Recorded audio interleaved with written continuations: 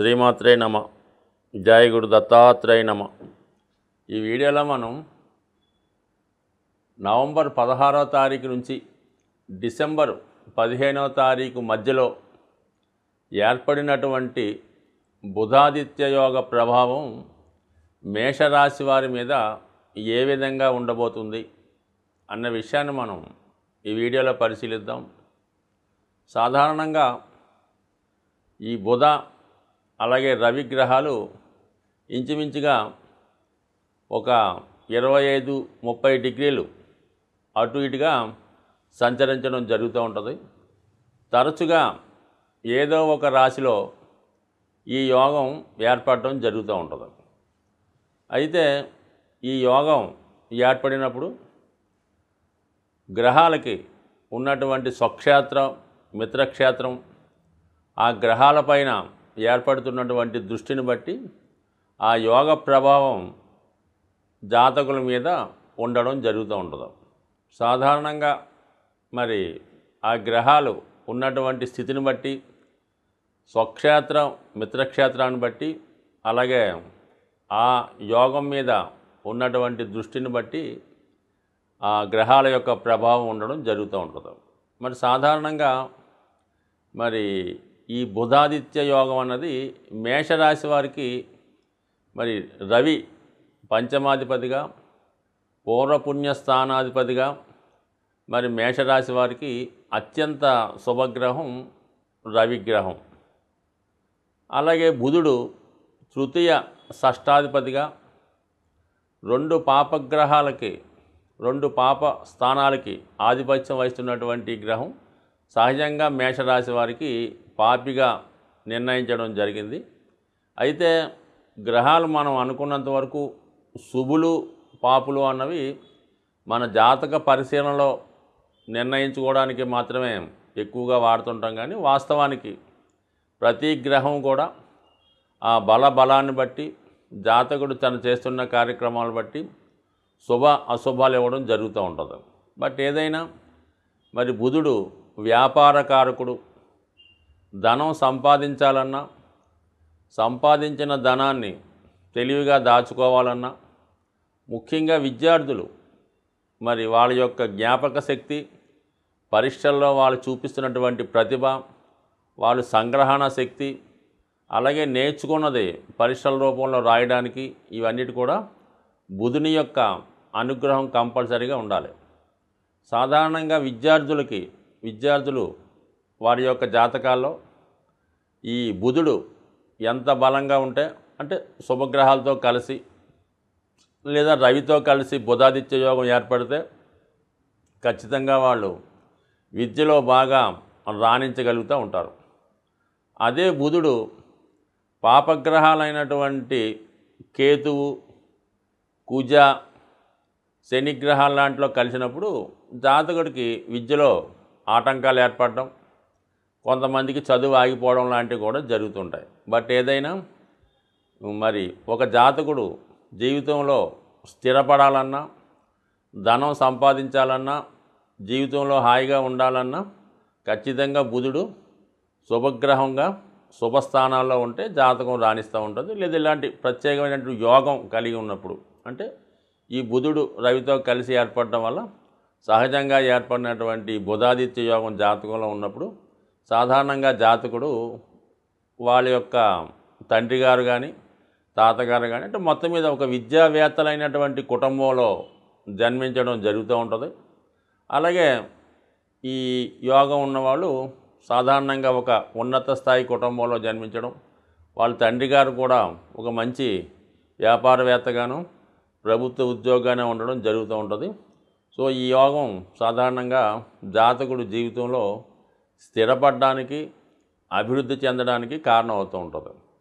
అయితే ప్రస్తుతం మరి మేషరాశి వారికి ఇది అష్టమ స్థానంలో ఈ యోగం ఏర్పడడం జరిగింది.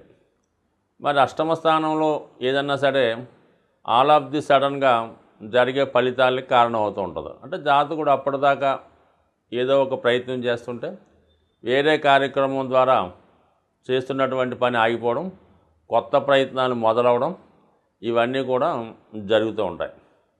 ఇందులో ముఖ్యంగా ఈ బుధగ్రహం ఏంటంటే ఏ గ్రహంతో కలిస్తే ఆ గ్రహ ఫలితం ఇస్తుంది తప్ప స్వతంత్రంగా తను ఫలితం ఇవ్వలేకపోతుంటుంది. ఎప్పుడు సింగిల్గా ఉన్నప్పుడు ఓకే, లేదంటే ఏదన్నా గురువుతో కలిస్తే ఆ గురువు బుధుడు కలిసి మంచి ఉన్నత విద్యా యోగాన్ని, శుక్రుడు బుధుడు కలిసి ఉంటే అది కూడా చక్కని వ్యాపారవేత్తగాను మంచి ధనవంతుడుగాను ఉండడం జరుగుతూ ఉంటుంది. అదే బుధుడు శని కలిసి ఉంటే ఇనీషియల్గా చిన్న చిన్న ఉద్యోగాలు చేసిన జీవితంలో తర్వాత వ్యాపార రంగంలో మారి అభివృద్ధి రావడం జరుగుతుంటుంది. అదే ఈ బుధ శని యోగం ప్రారంభంలో విద్యార్థుల యొక్క జాతకాల్లో ఉన్నప్పుడు చదువుకి చాలా వరకు ఇబ్బంది పెట్టడం జరుగుతుంటుంది. అంటే స్వభావసిద్ధంగా బుధుడు స్వతంత్ర గ్రహం కాకపోవటం వల్ల మరి ప్రస్తుతం ఈ వృశ్చిక రాశిలో రవితో కలిసి ఉండడం వల్ల రవి ఫలితాన్నే బుధుడు కూడా ఇవ్వడం జరుగుతూ ఉంటుంది. అంటే మనకి మేషరాశి వారికి కోణాధిపతిగా పూర్వపుణ్య స్థానాధిపతిగా ఉన్నటువంటి రవి బుధులు అష్టమ స్థానంలో కలిసి ఉండడం జరిగింది. సో దీని కారణం వల్ల ఏంటంటే సడన్గా ఈ మేషరాశి వారికి ఉద్యోగంలో మార్పు అన్నది రావచ్చు, లేదా అప్పటిదాకా నిరుద్యోగిగా ఉన్నవాడు ఆల్ ఆఫ్ ది సడన్గా ఏదైనా ఉద్యోగంలో ప్రవేశించే అవకాశం ఉన్నది. అలాగే సంతాన విషయంలో అనూహ్యంగా మీ యొక్క సంతాన విషయంలో వాళ్ళకి సడన్గా వాళ్ళకి ఉద్యోగం రావడం కానీ, వాళ్ళు చదువుకున్నటువంటి చదువుకి తగిన ప్రతిభ గుర్తింపు రావడం కానీ జరిగే అవకాశం ఉన్నది. సో ఈ విధంగా మరి ఈ మేషరాశి వారికి పంచమ భావ ఫలితాలు ఏవైతే ఉన్నాయో సడన్గా రావడం జరుగుద్ది. అందులో మరి ఉద్యోగంలో మార్పు, అలాగే సంతానం కలగడం కానీ, సంతానం యొక్క అభివృద్ధి కానీ, అలాగే మీలో ఉన్నటువంటి ప్రతిభకు తగిన గుర్తింపు రావడం కూడా ఈ యోగ ప్రభావం వల్ల, అంటే ప్యూర్గా మీకు రవి ఫలితాలు రావడం జరుగుతుంది. రవి అష్టమంలో ఉన్నప్పుడు ఏ విధంగా జరుగుతుందో ఆ విధంగా జరుగుతుంది. అంటే అష్టమంలో రవి సడన్గా కూడా ఉద్యోగంలో ప్రమోషను తేవచ్చు. కొన్ని సందర్భాల్లో జాతకుడికి ఆరోగ్యపరంగా కొన్ని సడన్గా ఇబ్బందులు కూడా వచ్చే సూచనలు ఉండడం జరుగుతూ ఉంటుంది. అంటే పాపగ్రహం ఎలాగన్నా కొద్దిగా పాప ఫలితాన్ని కూడా ఇవ్వడం జరుగుతుంటుంది. కాబట్టి మరి జాతకుడు ఖచ్చితంగా ఈ సమయంలో మంచి ఆలోచన చేసుకుంటే మంచి ఫలితం రావడం జరుగుతుంది. దాంతోపాటు ఇప్పుడు ఏమైందంటే ఈ బుధాదిత్య యోగం మీద గురువు యొక్క దృష్టి పడడం జరిగింది. ఎలాగా మనకి మేషరాశి వారికి భాగ్యాధిపతి గురువు, అటువంటి భాగ్యాధిపతి గురువు మరి వృశ్చిక రాశి మీద సప్తమ దృష్టితో చేస్తున్నాడు. దృష్టిలో చూడడం వల్ల 5, 9 భావాలు కలిస్తే మరి ఏ ఫలితం రావడం జరుగుతుందో ఆ ఫలితం రావడం జరుగుతుంది. అక్కడ 9వ భావం కూడా ఫలితం రావడం వల్ల మరి ఈ రాశిలో ఉన్నటువంటి విద్యార్థులకైతే ఉన్నత విద్య కొరకు విదేశ ప్రయాణాలు, అదే ఉద్యోగస్తులైతే ఉద్యోగరీత్యా మరి విదేశం వెళ్ళడం కానీ, దూర ప్రాంతం వెళ్ళడం కానీ జరిగే అవకాశం ఉంది. అంటే మొత్తం మీద ఏంటంటే ఈ మేషరాశి వారికి ఇప్పుడు అష్టమంలో ఏర్పడినప్పుడు కూడా ఈ రవి గురువు బుధుల యొక్క స్థితి జాతకుడికి ఖచ్చితంగా ఉద్యోగపరమైన అభివృద్ధి, విద్యాపరమైన అభివృద్ధి రావడం జరుగుతుంది. ఎప్పుడైనా ఎవరి జాతకంలో అయినా ఒక కోణాధిపతులు ఇద్దరు ఏ భావంలో కలిసి ఉన్నా, పరస్పర వీక్షణ ఉన్నా, ఆ భావ ఫలితాలు మనకి బాగా అనుభవంలోకి రావడం జరుగుతూ ఉంటుంది. మరి ప్రస్తుతం ధనస్థానంలో ఉన్నటువంటి గురువు పైన కూడా ఈ పంచమాధిపతి దృష్టి పడడం వల్ల ఇది చాలా వరకు గృహంలో శుభకార్యాలు జరగడానికి, సంతోషకరమైన వార్తలు వినడానికి, కుటుంబం యొక్క ఆదాయం పెరగడానికి కూడా అవకాశం ఏర్పడింది. మొత్తం మీద ఈ మేషరాశి వారికి ఈ ఏర్పడినటువంటి ఈ బుధాదిత్య యోగం అంటే ఇంచుమించుగా మనకి నవంబర్ 16 నుంచి డిసెంబర్ 15 మధ్యకాలంలో ఏర్పడిన యోగం ఇది. ఖచ్చితంగా వాళ్ళ యొక్క కుటుంబ స్థితిని మెరుగుపరుస్తుంది. ఏదో ఒక ఆర్థిక అభివృద్ధి, గొప్ప శుభవార్తలు వినే అవకాశం ఉంటుంది. సాధారణంగా ఒకరి జన్మజాతకంలో ఏర్పడినటువంటి ఒక యోగాలు కానీ, అలాగే గ్రహాల యొక్క స్థితి ఎప్పుడూ కూడా ఆ యొక్క గ్రహాలని జాతకుడు ప్రసన్నం చేసుకోవాలన్నమాట. అంటే మనకి పూర్వకాలంలో ఈ జానపద సినిమాలు చూసేటప్పుడు ఈ మాంత్రికులు అవ్వచ్చు, వేరే వాళ్ళు అవ్వచ్చు, ఏదో ఒక దేవతని ప్రసన్నం చేసుకొని దాంతో కొన్ని శక్తులను వాళ్ళు పొందడం అన్నది మనకి జానపద సినిమాల్లో కనబడుతూ ఉంటుంది. దానికి చాలా వరకు రాజులు కూడా చాలా కాలం తపస్సు చేసి ఒక పవర్ అంటే అది శివుణ్ణో విష్ణుమూర్తినో పూజించి ఆ శక్తి పొందేవారు. స్వభావసిద్ధంగా జాతకంలో వాళ్ళకి యోగం ఉన్న పొందడం జరుగుతూ ఉంటుంది. ఇప్పుడు కూడా జాతకుడు మనకి జన్మించిన జన్మచక్రంలో ఏదో గజకేసరి యోగం ఉందండి, పంచమహాపురుష యోగం ఉంది, రవి ఉచ్చులో ఉన్నాడు, శుక్రుడు ఉచ్చులో ఉన్నాడు, ఏముంది ఇంకా బ్రహ్మాండంగా డెవలప్ అవుతాం, ఎగ్గా కలిసి వస్తుంది చాలామంది అనుకుంటూ ఉంటారు. వాళ్ళు అనుకోవడం కన్నా సాధారణంగా వాళ్ళ పేరెంట్స్ ఈ పిల్లవాడి జాతకాన్ని చూసి మా వాడి జాతకంలో శుక్రుడు ఉచ్చులో ఉన్నాడండి బ్రహ్మాండంగా అని వాళ్ళు సరదా పడుతుంటారు. కానీ ఎప్పుడు కూడా జాతకుడు ప్రయత్నం చేస్తేనే ఆ గ్రహం యొక్క ఫలితాన్ని పొందడం జరుగుతూ ఉంటుంది.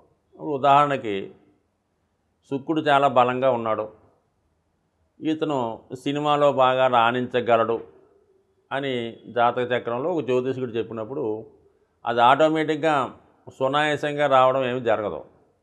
అది విశేషమైనటువంటి కృషి చేసి ఒక ఇన్స్టిట్యూట్లో చేరి ఎంతో ప్రయత్నం చేసి కొంతమంది దగ్గర శిక్షణ పొందిన తర్వాత ఆ గుర్తింపు రావడం జరుగుతూ ఉంటుంది. అంటే ఉదాహరణకి మన చిరంజీవి గారే అనుకుందాం.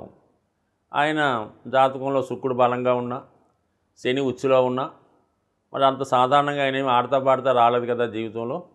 చాలా కష్టపడిన తర్వాత పైకి రావడం జరుగుతూ ఉంటుంది. అలాగే మరి జన్మజాతకంలో ఈ బుధాదిత్య యోగం ఏర్పడిన వాళ్ళకి అమ్మ బుధాదిత్య యోగం ఉందని మావాడి జాతకంలో మావాడు కలెక్టర్ అయిపోతాడో లేదంటే నెంబర్ 1 ఆఫీసర్ అన్నది అవటం మాత్రం ఒట్టి కళ లాంటిది.